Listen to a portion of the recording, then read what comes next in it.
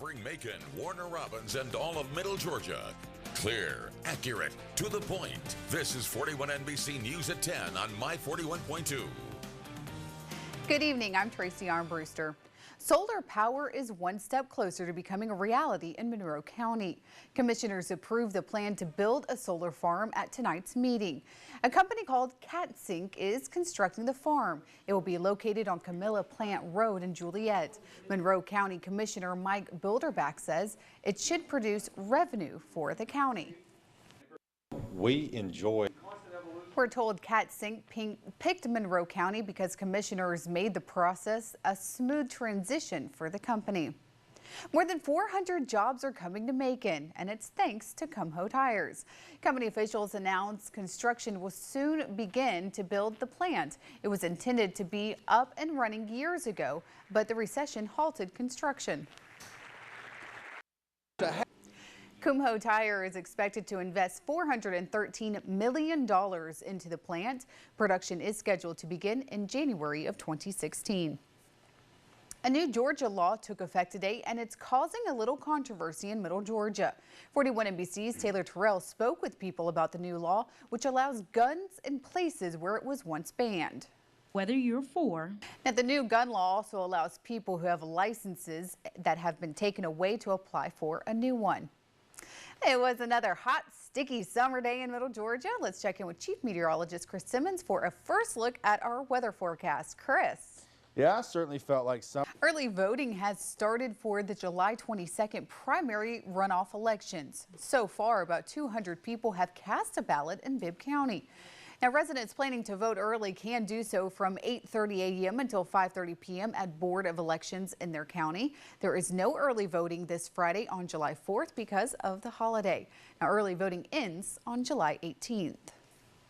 Several high school girls in Houston County are teaming up to give back to their community. They're putting together the first ever pageant for young girls with disabilities. They say it's an opportunity to put the spotlight on the girls who they feel are sometimes overlooked.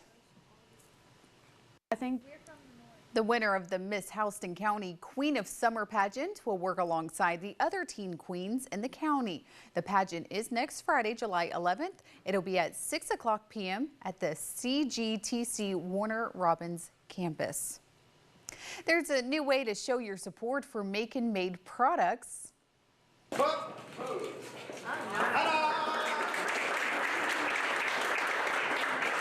College Hill Alliance is using a grant to host the first Macon Makers Festival. The event is designed to showcase the creativity of entrepreneurs across the county. The festival will be held at Tatnall Square Park in April of 2015. There's a new healthcare partnership in Baldwin County. The Medical Center of Central Georgia and the Oconee Regional Medical Center will share resources. Now, according to officials, this will help patients in Baldwin County receive better health care. The plan is in the early stages. Healthcare is We're told the partnership had a lot to do with the Affordable Care Act and pressure it puts on hospitals. More than 670,000 women smoke in the Peach State, and many light up while being pregnant. 41 NBC's Amanda Castro talks with Georgia's top doctor to find out the danger smoking can cause to mothers and their unborn babies. Dr. To learn about other ways you can quit smoking, visit our website, 41NBC.com. Could doctors be responsible for painkiller overdoses? Details on a new report linking the number of deaths to prescriptions. Plus, President Obama vows to fix the immigration problem once and for all. Those stories and more are still ahead on the news at 10. President Obama is trying to fix a growing humanitarian crisis over the surge of immigrants crossing the U.S. border seeking refuge from their poor and violent nations. NBC's Steve Handelsman has more. Union leaders are demanding that President Obama provide work permits for nearly every immigrant in the U.S. illegally. In more national news, an American teenager is attempting to be the youngest pilot to fly solo around the world. The 19-year-old plans to take a month-long trip across 5 continents. He'll make 25 stops in 14 different countries, and part of his mission is to provide support for Code.org. It's a nonprofit organization that expands participation in the field of computer science in more schools. The U.S. Circuit Court of Appeals has agreed to revisit the criminal case against Barry Bonds. The former Major League Baseball player is trying to get his conviction reversed. It's regarding allegations that he obstructed a grand jury investigation into steroid use in 2011. Bonds has already served 30 days home confinement on the charge, but he has continued to fight his conviction. The hearing is expected to take place in September. Doctors nationwide wrote 259 million prescriptions for strong, potentially addictive painkillers in 2012. A new report from the Centers for Disease Control finds prescription rates for opioids, painkillers like oxycodone and hydrocodone vary widely from state to state. Most are in the South, with Alabama topping the list. The problem there is there is a link between the number of prescriptions written and overdoses. Interest rates on new student loans went up today. Details in consumer news. Rates are now tied to the financial markets and change for new loans every year. But borrowers will still keep the rate they signed on with for the life of the loan. The deal came after rates doubled in July 1st of last year. For the average loan, these new rates mean an extra $4 per month for every $10,000 borrowed.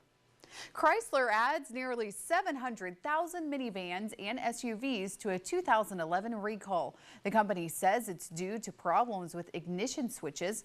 This latest recall covers Dodge Journey SUVs, Chrysler Town & Country minivans, and Dodge Caravans. Now, all are from model years 2007 to 2009. In 2011, Chrysler recalled nearly 196,000 vehicles because the ignition keys could unexpectedly move from the run position to the accessory position and shut down the engine. We're told dealers will replace the ignition modules. The Federal Trade Commission is accusing T-Mobile of billing customers hundreds of millions of dollars in bogus charges. The complaint alleges the company billed customers for premium text prescriptions like monthly horoscopes that customers never authorized, and it reportedly hid the charges on customers' bills. Southwest has started flying to destinations outside the United States. The company's flights depart from Atlanta, Orlando, and Baltimore-Washington international airports. Southwest subsidiary AirTran has been flying outside the U.S. for years.